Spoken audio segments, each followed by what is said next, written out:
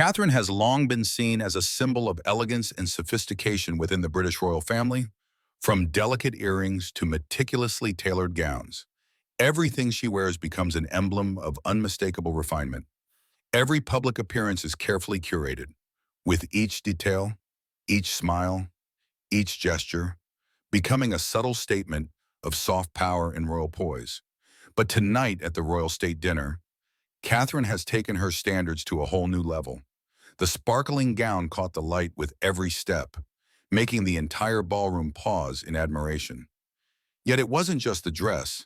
Catherine chose to wear the $85 million necklace, once owned by Queen Elizabeth, a piece of jewelry that subtly recalls Diana, the timeless icon of grace admired by the world.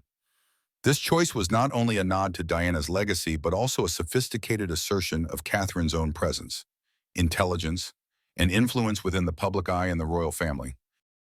But amidst this brilliance, some could not help but feel a pang of envy, especially Camilla. The necklace, the exceptional elegance, and the underlying message, all of it seemed to touch a raw nerve of simmering jealousy within the queen. Catherine was not merely shining, she was subtly reminding the world of Diana's iconic image, something Camilla could not ignore, making the backstage atmosphere tense like never before. Tonight, Catherine is more than a duchess. She is the center of every gaze, the subject of global conversation, and a living testament to the soft power within royalty.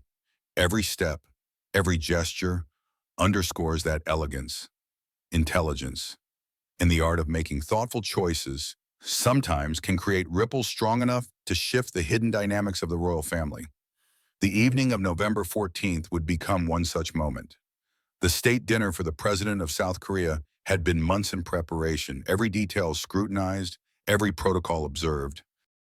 But no one, not the palace staff, not the international press corps assembled outside, not even those closest to her, knew what Catherine, Princess of Wales, had planned. Inside Buckingham Palace's grand entrance, Lady Susan Hussey, the king's longtime aide, checked her watch. 7:43. The guests were gathering in the white drawing room. Protocol demanded the royal family's entrance at precisely 8 o'clock. A junior equerry near the marble staircase asked if anyone had seen what the princess was wearing. The silence that followed spoke volumes. 3 hours earlier, Catherine had stood in her dressing room at Kensington Palace. The gown hung before her, a custom Amelia Wickstead creation in midnight blue velvet, its bodice embedded with over 2,000 hand-sewn crystals that caught light like captured starlight. It had taken 4 months to create, but the dress was merely the canvas. Her senior dresser, Natasha Archer, had worked with Catherine for over a decade. She knew every nuance of royal protocol, every unspoken rule about jewelry and rank, which made what happened next even more extraordinary. The vault had sent over 3 cases an hour earlier. Catherine opened the first, sapphires, the Cambridge set, safe and expected. The second contained diamonds, appropriate and unremarkable. She paused before the third case. Her fingers trembled slightly as she lifted the lid. The Nizam of Hyderabad necklace lay against black velvet like a frozen waterfall. 369 diamonds, $85 million. It had adorned Queen Elizabeth II on her wedding day in 1947, a gift from one of the world's wealthiest rulers. Since then, it had remained largely unseen, too significant for casual wear, too historically weighted for anything less than a defining moment. No Princess of Wales had ever worn it. The necklace carried more than monetary value. It represented continuity, legacy, the very essence of constitutional monarchy. To wear it was to claim a place in the permanent record of royal history. When Natasha gently questioned the choice, Catherine's response was simple and definitive. She was certain. The weight of the necklace settled against her collarbones like a coronation. 3 tiers of platinum and diamonds, the center stone alone worth more than most people would earn in a lifetime. It was cold initially, then warmed against her skin. William entered as Natasha made the final adjustments. He stopped mid-step, immediately recognizing what his wife wore. He understood instantly. This was not about jewelry. It was a statement without words, a declaration written in platinum and diamonds. After years of measured steps and careful positioning, Catherine was claiming her place, not just in the family, but in its history. When William asked if his father knew, Catherine confirmed that King Charles had approved it personally. That morning, a loaded pause hung between them. The king's approval meant recognition, validation. It meant he saw what Catherine had become to the institution, not just through marriage, but through a decade of unwavering service. The Bentley moved through London's rain-slicked streets, police outriders clearing the path. Inside, Catherine sat in silence. The necklace caught every passing streetlight, sending fractured rainbows across the car's interior. William's hand found hers. She knew they would photograph everything. That was rather the point. At 7:58, the cars entered the palace quadrangle. Footmen stood ready. Inside, 150 guests waited, including foreign dignitaries, government ministers, and Britain's cultural elite. The international press pool had their cameras positioned at the designated photo opportunity. Everything was proceeding exactly as planned, except that nothing would proceed as anyone expected. The weight of history. To understand what happened that November evening, one must first understand what the necklace represented. This was no ordinary jewel. In January 1947, Princess Elizabeth was engaged to Lieutenant Philip Mountbatten. The royal family, cash poor after the war, watched as gifts arrived from across the Commonwealth, but none compared to what arrived from Hyderabad. The Nizam, then the world's wealthiest man, ruling a kingdom the size of France, sent two gifts. First, a diamond tiara. Second, a necklace that would take jewelers 3 months to create. Cartier designed it specifically for Elizabeth using diamonds from the Nizam's personal collection. She wore it twice in public in 1947. Then, as queen, she kept it for the most significant occasions, state visits from foreign royals, and the most formal diplomatic events. Even during her 70-year reign, the necklace appeared fewer than a dozen times. Royal historian Dr. Patricia Morrison later explained the significance. The necklace wasn't just valuable, it was symbolic. Elizabeth received it as a young woman about to become a wife. Every time she wore it, she was connecting back to that moment of transformation. The crown jeweler, Martin Hammond, had removed the necklace from its climate-controlled case at 10 that morning. King Charles had personally requested it, which alone was extraordinary. The fact that he wanted it for the Princess of Wales made the request unprecedented. Charles had spent the previous evening reviewing photographs of state dinners past. His mother wore the necklace in 1972, entertaining the President of Mexico. The way it caught the light in the banquet hall, how it commanded attention without ostentation. Diana had never worn it, another loaded absence in the family story. The decision hadn't been impulsive for months. Palace aides had watched Catherine navigate impossible circumstances with steady grace. Her cancer diagnosis was revealed publicly only after months of private struggle, the way she had returned to duties incrementally, carefully, without fanfare or complaint. Her quiet reshaping of royal engagement to emphasize authentic connection over mere appearance. Charles told his private secretary that morning that Catherine had earned the privilege, not through marriage, but through service. 2 security officers transported the necklace in an unmarked vehicle. Its insurance value of $85 million did not capture its true worth.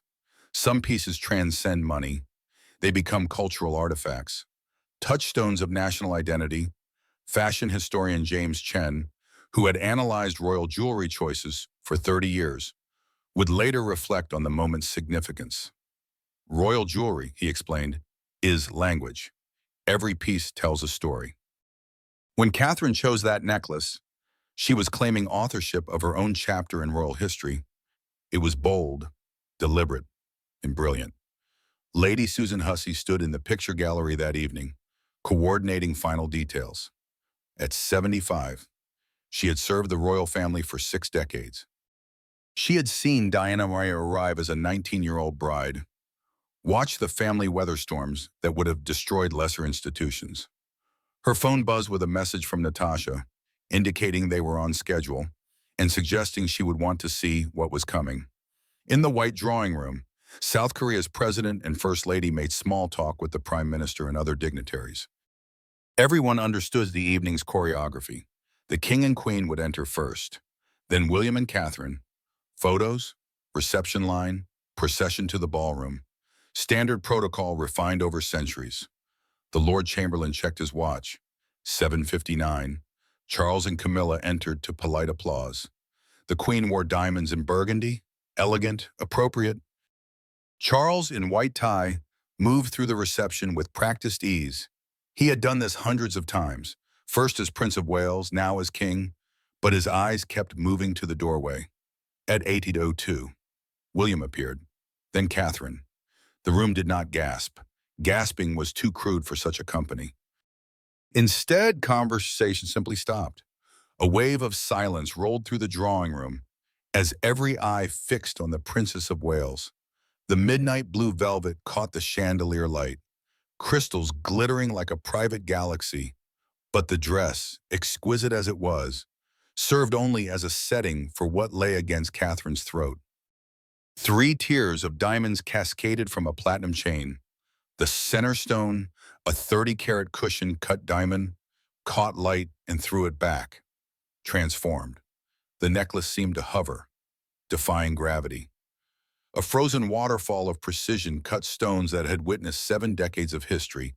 The First Lady of South Korea, herself wearing significant diamonds, touched her husband's arm. Her expression said everything. Charles's face revealed nothing, which revealed everything. A slight nod, almost imperceptible. Pride, perhaps, or recognition.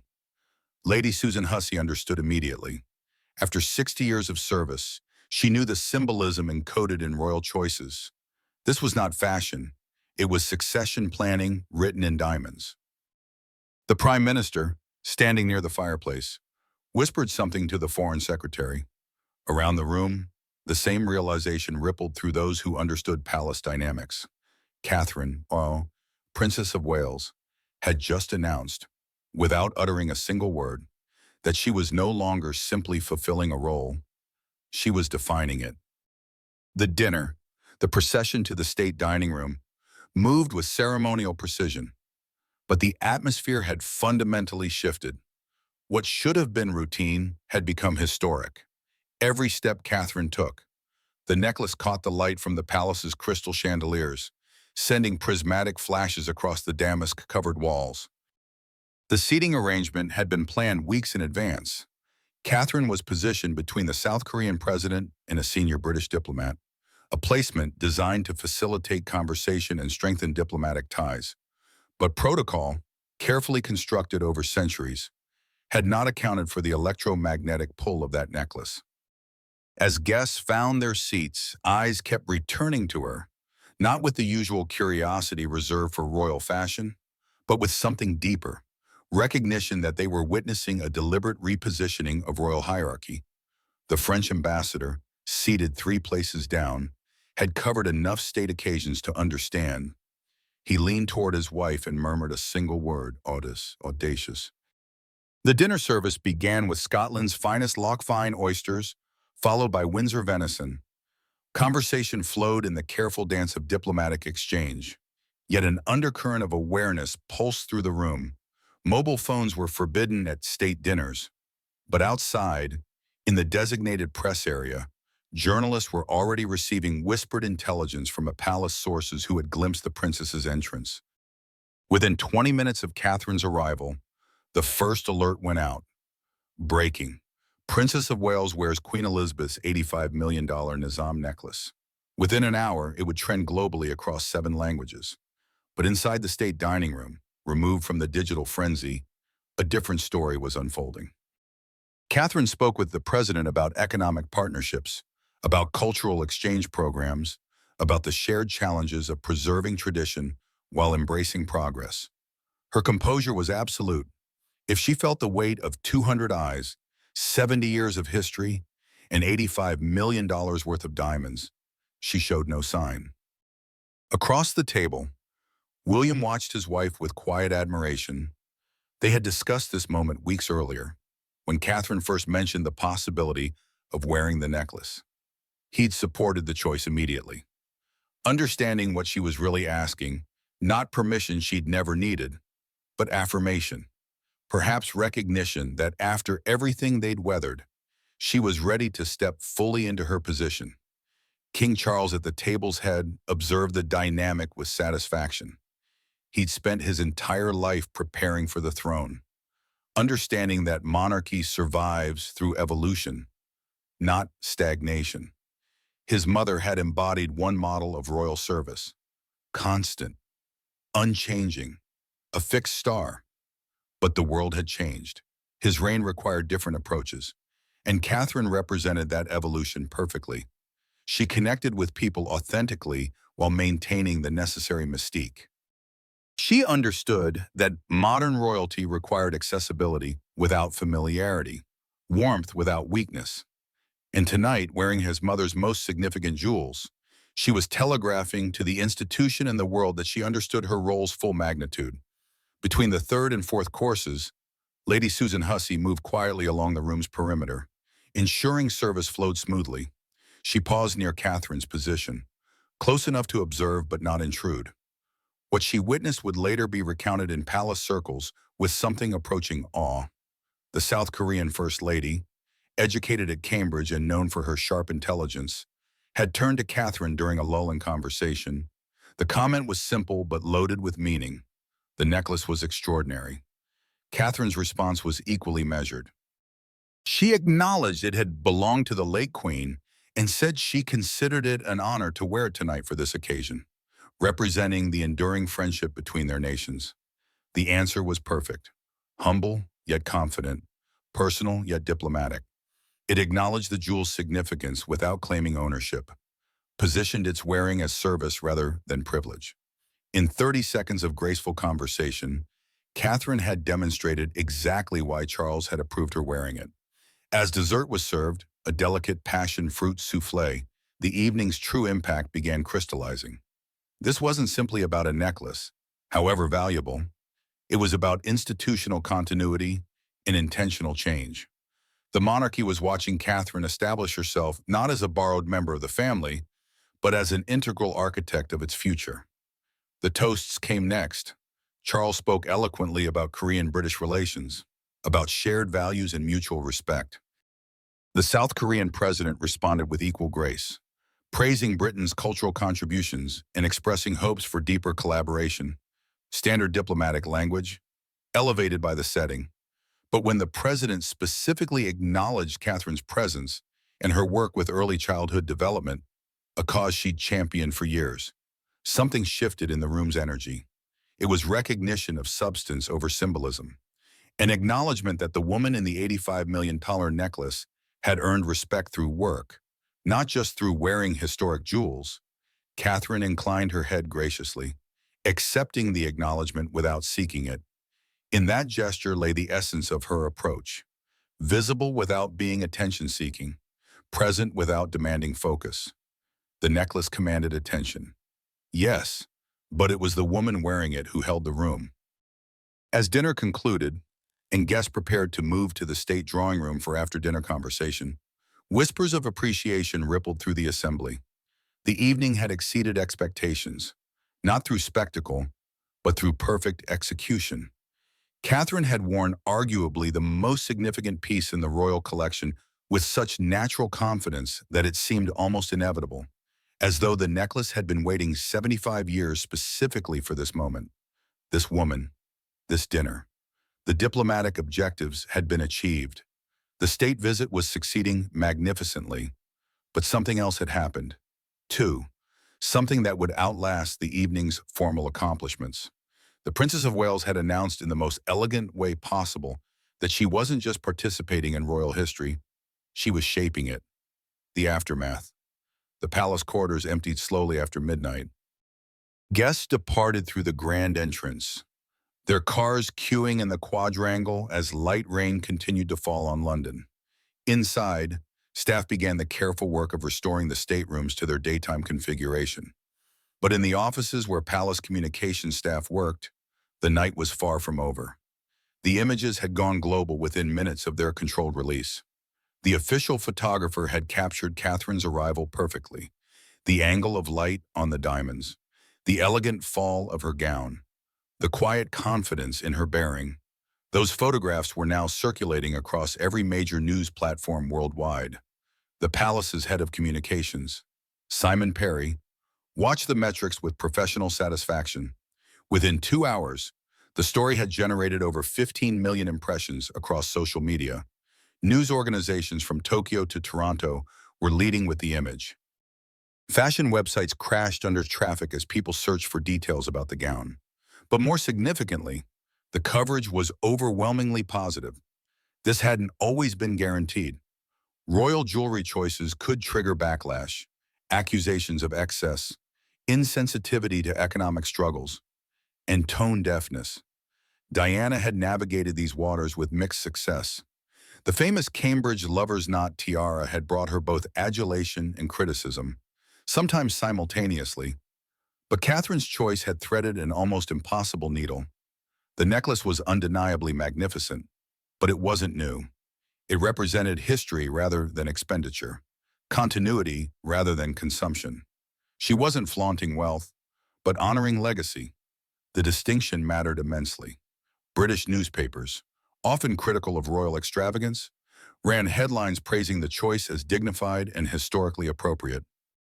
American media focused on the fairy tale aspect, a future queen wearing jewels from Britain's most beloved monarch. Asian markets emphasized the diplomatic respect shown by wearing such significant pieces for the Korean state visit. The Daily Telegraph's royal correspondent Hannah Furness worked through the night crafting an analysis that would run on the front page.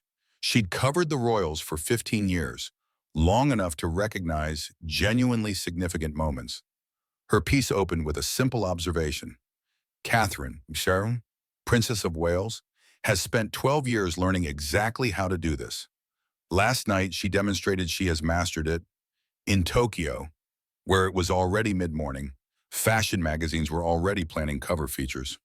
Vogue Japan's editor called an emergency meeting to discuss dedicating their January issue to analyzing the appearance. In Seoul, where the president was preparing to continue his state visit with other scheduled events, his staff reported that the dinner's coverage had exceeded all expectations. The visit was being viewed as an overwhelming diplomatic success, but perhaps the most significant reactions came from quieter quarters, in the royal household itself, among those who served the family daily. A sense of vindication spread. Catherine had endured years of intense scrutiny, comparison to Diana, speculation about her health, and analysis of every choice. Through it all, she'd remained steadfastly composed, doing the work without demanding recognition. Palace staff, who'd watched her navigate the past year's medical challenges with such grace, felt particular satisfaction. She'd announced her cancer diagnosis with remarkable honesty, then largely disappeared from public view to focus on treatment and recovery. Her return had been gradual, careful, without fanfare. She hadn't rushed back to prove anything to anyone, Jean, which made this evening's statement all the more powerful. This wasn't desperation for attention. It was quiet confidence from someone who'd earned her position. In the days that followed, fashion analysts dissected every element of the appearance. The dress's color, midnight blue rather than traditional black or white, represented a modern touch within classic parameters. The crystal embellishment echoed the necklace's sparkle without competing with it. The styling was impeccable, hair pulled back to showcase the jewels, minimal other accessories, and makeup that enhanced without distracting. But beyond the fashion analysis, deeper conversations emerged about what the evening represented. Royal commentators noted that Charles had given Catherine something he'd never given Camilla: access to the most precious jewels in the collection. It wasn't a slight to the Queen, rather it was recognition of different roles. Camilla had married into the family as a mature woman with her own established identity. Catherine was building her royal identity from the ground up, and Charles was actively supporting that construction. The choice of the Nizam necklace rather than other significant pieces also carried weight. It was associated with Elizabeth as a young woman before she became queen. It represented potential, transformation, and the threshold of significance. Catherine at 41 was stepping into the most visible phase of her royal life. Her children were growing, her recovery was progressing, and her confidence had solidified. The necklace marked that transition perfectly. Royal historian Robert Lacey, who had written extensively about the monarchy's evolution, offered perhaps the most insightful analysis. The evening demonstrated how carefully Catherine had been positioning herself. Unlike Diana, who had struggled against royal constraints, or Meghan, who had ultimately rejected them, Catherine had chosen to master the system from within. She'd learned the rules thoroughly enough to know exactly how and when to rewrite them. The Nizam necklace would return to the vault the next morning, secured by the same protocols that had protected it for decades. But something had permanently shifted. Catherine had worn it not as a borrowed treasure, but as though it belonged to her, which in a sense it now did. Not through ownership, but through earned right. Within royal circles, those who understood institutional dynamics recognized what had occurred. The Princess of Wales had just positioned herself as the monarchy's future, not in title alone, but in substance. When William eventually became king, Catherine would bring to the role of queen consort a level of preparation and confidence that few before her had achieved. The legacy. 3 weeks after the state dinner, Catherine wore the necklace again. The occasion was smaller, a private reception for Commonwealth ambassadors at Buckingham Palace. No press, no cameras, just diplomatic functionaries and palace staff. The choice to wear it again so soon was deliberate and telling. The first wearing had been a statement. The second was confirmation. Catherine was establishing the Nizam necklace as part of her personal collection, pieces she would wear not as rare spectacles, but as appropriate expressions of her role. She was claiming it not through an announcement, but through consistent use. Royal jewel experts noticed immediately. Historically, pieces this significant were reserved for once-a-decade occasions. Elizabeth had worn the necklace sparingly across 70 years. Catherine wore it twice in 3 weeks. The shift in approach reflected broader changes in how the younger royals understood their positions. William and Catherine had studied what worked and what failed in modern monarchy. They'd watched Charles struggle for decades to be taken seriously, seen Diana's brilliance and tragedy, observed Andrew's catastrophic judgment, and noted Edward and Sophie's quiet effectiveness. They'd witnessed Harry and Meghan's departure and the institutional wounds it created. From all of this, they developed their own approach, visible but not attention-seeking, traditional but not antiquated, accessible but not familiar. Catherine's jewelry choices embodied this philosophy perfectly. Wear the historic pieces, but wear them naturally. Honor the past while inhabiting the present. The impact extended beyond Britain. Royal families across Europe watched with interest. Monarchies faced similar challenges, maintaining relevance while preserving tradition, connecting with younger generations while respecting institutional history. Catherine's balancing act offered a potential model. Queen Maxima of the Netherlands, herself a commoner who married into royalty, reportedly called Catherine after seeing the photographs. The two had developed a quiet friendship over the years, bonded by the unique experience of navigating royal life as outsiders turned insiders. While the conversation's contents remained private, palace sources suggested it focused on the courage required to claim space within centuries-old institutions. In Spain, Queen Letizia, another commoner turned royal, faced similar scrutiny about her choices and positioning. She'd faced years of criticism before being fully accepted. Catherine's confident wearing of Elizabeth's jewels suggested a shorter path to acceptance achieved through perfect pitch rather than prolonged struggle. But perhaps the most significant impact was domestic. Within Britain, Catherine's positioning mattered immensely for the monarchy's future. Public support for the institution remained solid, but not guaranteed. Younger generations questioned its relevance, its cost, and its necessity. The royals needed to demonstrate value beyond ceremonial function. Catherine and William had focused their work on substantive issues such as early childhood development, mental health, environmental conservation, and homelessness. They'd positioned themselves as working royals rather than mere figureheads. The Nizam necklace moment elevated this work by demonstrating they understood and respected the institution's history, even while modernizing its practice. Polling conducted in the month following the dinner showed Catherine's approval ratings at their highest point in 5 years. But more interesting than the overall numbers were the demographics. Young women, historically ambivalent about royalty, showed significantly increased positive sentiment. The combination of serious work and elegant presentation had struck precisely the right chord. Fashion's economic impact couldn't be ignored either.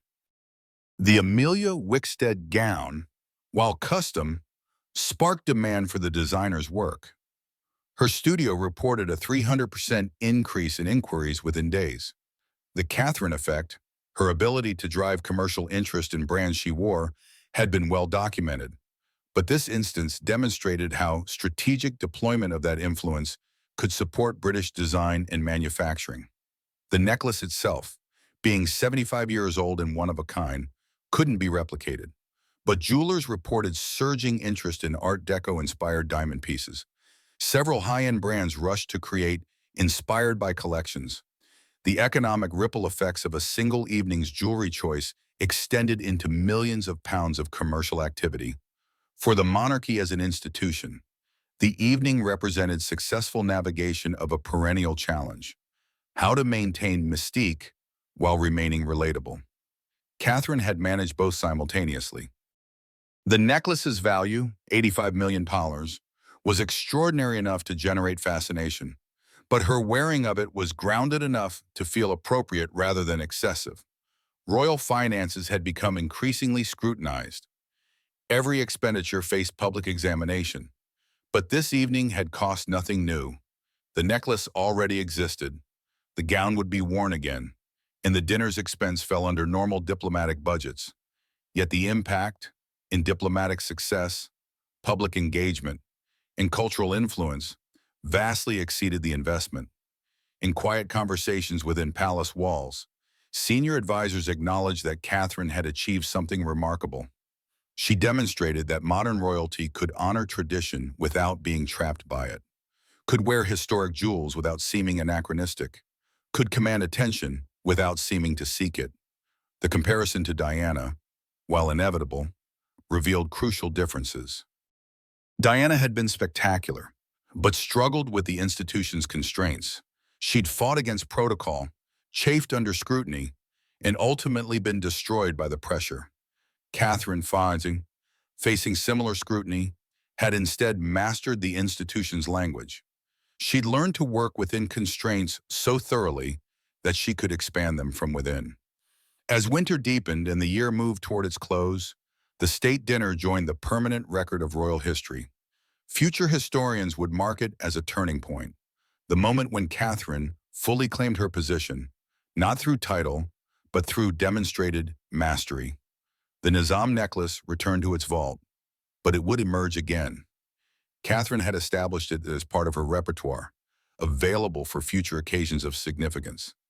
Each wearing would reinforce the message of that November evening, that she was not merely participating in the monarchy's story, but actively authoring the next chapter. In the quiet of Kensington Palace, late one evening, weeks after the dinner, Catherine sat reviewing photographs from the event. William found her there, studying her own image as if examining a stranger. The necklace caught light in the photographs just as it had in person: magnificent, weighted, significant. He asked if she'd do it again. Wear such a historically loaded piece? Her answer was simple: if the occasion merited it. The necklace wasn't the point. The work was the point. The necklace simply announced that she understood her role's significance and was ready to fulfill it completely. The Princess of Wales had claimed her place in royal history, not through a single evening, but through years of steady work. The necklace had simply made that claim visible. And in making it visible, she'd ensured that the monarchy's future included space for someone who understood both the weight of history and the necessity of evolution. Catherine's appearance in Queen Elizabeth's $85 million Nizam necklace transcended fashion. It marked a defining moment in modern royal history. A Princess of Wales claiming her position through earned confidence, rather than inherited right. In mastering the institution's language, she demonstrated that the monarchy's future belongs to those who honor its past while fearlessly shaping its tomorrow.